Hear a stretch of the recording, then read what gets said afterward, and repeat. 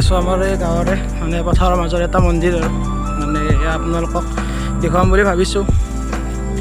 বহুত দিন হ'ল একো ভিডিঅ' আপলোডো কৰা নাই আৰু এইফালে মানে কোনো ধৰণৰ তেনেকুৱা কণ্টেণ্টো পোৱা নাই আৰু এইফালে ডিউটিটো ঘৰ তেনেকুৱা চিটুৱেশ্যনত আছোঁ, গতিকে আৰু ভিডিঅ' বনাব পৰা নাছিলোঁ।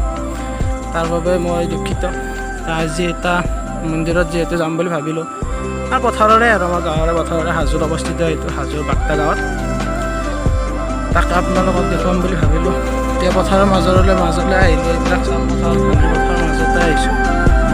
আপোনালোকক এতিয়া বোলক আৰু বেছি দেৰি নকৰোঁ, আপোনালোকক ভিডিঅ'টোৰ মাজলৈ লৈ যাওঁ। আপোনালোকে ভিডিঅ'টো চাব, ভালদৰে শেষলৈকে চাব। যদি চাই ভাল লাগে তেনেহ'লে আৰু চেনেলটো ছাবস্ক্ৰাইব কৰিব। এয়াই আৰু এতিয়া বোলক আমি ভিডিঅ'টো আৰম্ভ কৰোঁ।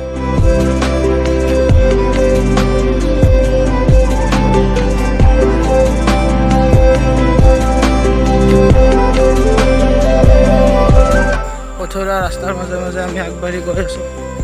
আহক আপোনালোকৰ মোৰ লগত একেলগে আগবাঢ়ি যাওঁ।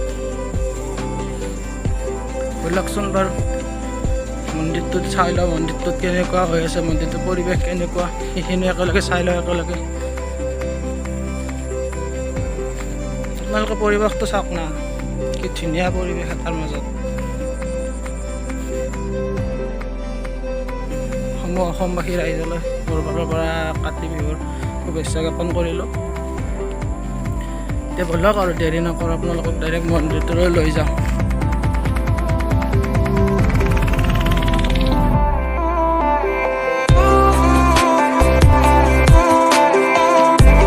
এয়া চাওক না, এটা কি ধুনীয়া সূৰ্য অস্ত যোৱা মনোমোহা দৃশ্য আপোনালোকে চাব পাৰিছে।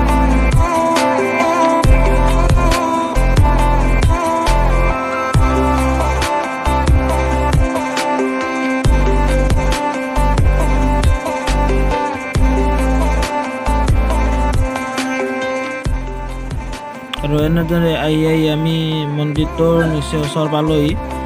আপোনালোকে চাই লওকচোন বাৰু। সেয়াই মন্দিৰটো, মই ভিতৰলৈ নাযাওঁ সোমোৱাই, আজি ইয়াৰ পৰা দেখুৱাম। পিছত এদিন আপোনালোকক ভিতৰলৈ গৈ মই মন্দিৰটো ভালদৰে দেখুৱাম।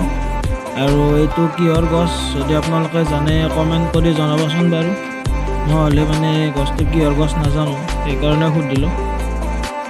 এয়া আপোনালোকক ওচৰৰ পৰা দেখুৱালোঁ গছকেইডাল। এতিয়া ব'লক আমি আপোনালোকৰ মন্দিৰটোৱে চাই লওঁ। এইটোৱে সেইটো মন্দিৰ, যিটো মন্দিৰৰ কথা মই আপোনালোকক কৈ আছিলোঁ।